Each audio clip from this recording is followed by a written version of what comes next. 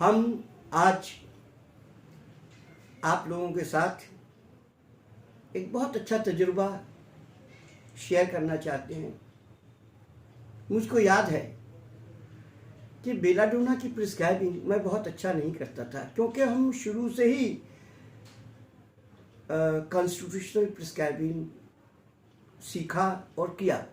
हम लोगों के पास कोई भी एक्यूट केसेस नहीं आया करते थे, लेकिन अब बहुत सालों के बाद ऐसा हो रहा है कि केसेस आ रहे हैं और इंसिस्ट करते हैं मुझको कि आप दवा दीजिए। और मैं कभी कभी कहता हूँ कि आप किसी दूसरे डॉक्टर को दिखला दीजिए, वो बेहतर रहेगा, लेकिन लोग जिद कर देते हैं। मैं एक केस इसमें आपको शेयर करना चाह रहा हूँ। वो ये है कि एक सीवियर डिस्मेनोरिया था। ये यूपी के सहारनपुर के तरफ का एक केस है और पहला मेंसेस था। बच्ची तड़प रही थी, फ़ोन आया मेरे पास, बच्ची तड़प रही है और माँ इस हालत में सिम्टम निकालना माँ के लिए भी मुश्किल और डॉक्टर के लिए भी बहुत मुश्किल होता है। लेकिन खैर 2-3 बार के इंटरव्यू के बाद मैंने माँ से ये सिम्टम निकाला। हम 5 मिनट 7 मिनट बात करते थे, फिर बंद कर देते हैं कि आप ज़रा ऑब्जर्व करके देखिए। तो निचोड़ ये मिला मुझको कि उनका फ्लो जो है बहुत पेनफुल है और पेशेंट जो है फीवरिश है और पेशेंट का जो ब्लीडिंग हो रहा है वो बहुत हॉट, बहुत गर्म। एक तो गर्मी हॉट की, उनको बिल्कुल, इन लोगों को डर से इनको बिल्कुल इतना खौफजदा घर वाले हो गए थे, इतना डर गए थे कि परेशान हो गए थे, हॉस्पिटलाइज करो। हॉस्पिटलाइज करने से पहले एक बार उन लोगों ने मुझसे कंसल्ट किया और हॉट ब्लीडिंग, इंतहा पेनफुल डिस्मेनोरिया और उसके साथ थोड़ा फीवर हो अगर मिले, आप हमारे तरह ही प्रिस्क्राइब कीजिए बेलाडोना। और बेलाडोना देने के बाद मैंने 200 की 3-3, 4-4 मिनट, 5 मिनट के अंदर देने के लिए कहा। 3 डोज के बाद उनकी मदर का ये कहना है कि वो बच्ची सो गई। दोबारा ठीक इसी तरह फिर एक दफ़ा ऐसी डिस्मेनोरिया डेवलप हुआ और सिर्फ मैंने ये सुना कि डिस्मेनोरिया है, बच्ची तड़प रही है और कुछ बोलने के लायक नहीं थी। हमने इसी बेसिस पे फिर बेलाडोना दिया, एज कि इससे पहले बेलाडोना मेरा उसी के ऊपर बहुत अच्छा काम किया था। हालांकि ऐसा नहीं होता है, सिम्टम ले लेना चाहिए, लेकिन कंडीशन पेशेंट की ऐसी थी कि सिम्टम लेना बहुत मुश्किल था।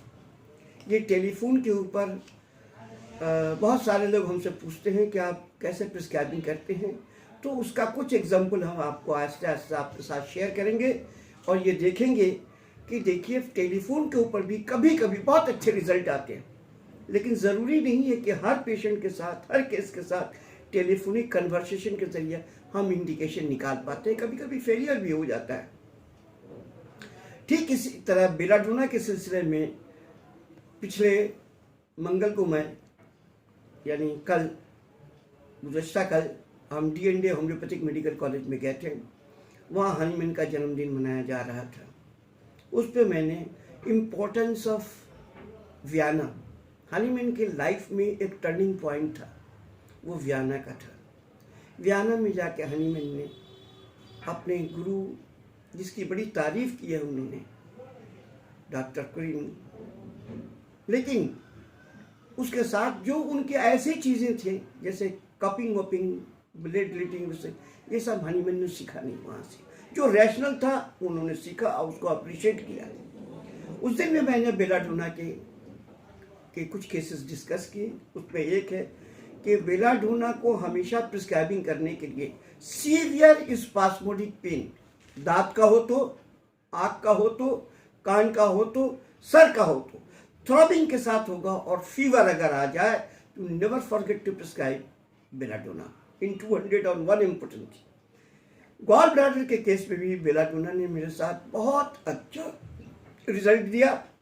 वही पेन थ्रॉबिंग है, पेशेंट छटपट है, सीवियरिटी है और बुखार, ये कॉम्बिनेशन ऐसे ही कॉम्बिनेशन किडनी के पेन में भी, गॉल ब्लैडर के पेन में भी, स्टोन हो या ना हो, उसके साथ साथ अगर फीवर आ गया है, थ्रॉबिंग पेन हो रहा है, शिद्दत, इंतहा शिद्दत हो, लेकिन पेशेंट के साथ फीवर का जरूर होना चाहिए। ऐसे केस में बेलाडोना का मैंने डिस्मेनोरिया से लेकर आँख के, कान के, दांत के, सर के और गॉल ब्लैडर के पेन में, किडनी के पेन में और कभी कभी एक्यूट रियूमेटिक पेन के अंदर अगर फीवर रहता है, बेइंतहा शिद्दत के साथ दर्द अगर है और पेशेंट, सबसे बड़ी बात है, ज़रा सा जर्क होने से उसका दम निकल जाता है, फीवर होना है, बस ऐसी हालत में हमने ये देखा कि